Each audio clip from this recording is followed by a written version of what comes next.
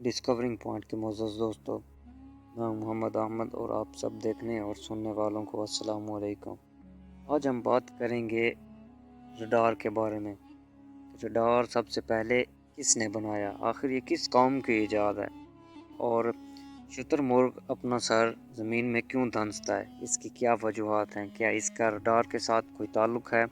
تو اپنی ویڈیو کو شروع کرنے سے پہلے آپ سب دوستوں سے درخواست ہے کہ ہمارے چینل کو سبسکرائب کریں۔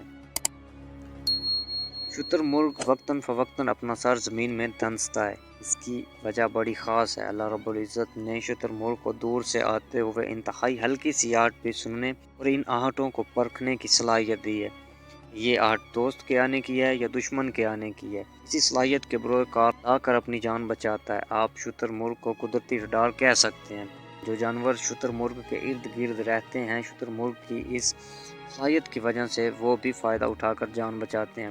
بعض لوگ کہتے ہیں شتر مرغ جانوروں سے ڈرتے ہوئے اپنا سر زمین میں دھنسا لیتا ہے، اس کے مطابق اسے دشمن اس کو نہیں دیکھ سکتا، جیسا کہ ہمارے ہاں کبوتر بلی کا کھیل مشہور ہے۔ بعض لوگ کہتے ہیں کہ ماتا شتر مرغ اپنے انڈے زمین میں رکھتی ہے، ان کو وقتاً فوقتاً الٹتی پلٹتی ہے، غور سے دیکھنے پر معلوم ہوتا ہے اس کا سر زمین میں گڑا ہوا ہے۔ بہرحال پہلی وجہ کہ دشمن کی آواز سننے کو زمین میں سر دھنساتے ہیں۔ اسی وجہ کو مد نظر رکھتے ہوئے مسلمان سائنسدانوں نے صدیوں پہلے ایک قسم کا ریڈار بنایا تھا۔ تاریخ الخلفاء میں ہے، ایک خلیفہ کے وقت میں بغداد کے میدان میں ایک مجسمہ نصب تھا۔ اس میں ایسی تکنیک استعمال کی گئی تھی کہ جدھر سے دشمن کی فوج آ رہی ہوتی، اس مجسمے کا رخ ادھر ہو جاتا تھا، یعنی اسلامی سنہری دور کا ریڈار تھا۔ اس سے دو باتیں معلوم ہوئی کہ صدیوں پہلے مسلمانوں نے انتہائی حساس سینسر ایجاد کیا تھا جو ہوا کے دباؤ کو محسوس کر کے ادھر رخ کر لیتا، یا ایسا مقناطیسی نظام ایجاد کیا تھا جو لشکر میں موجود لوہے کی بھاری مقدار کی وجہ سے ادھر رخ کر لیتا تھا۔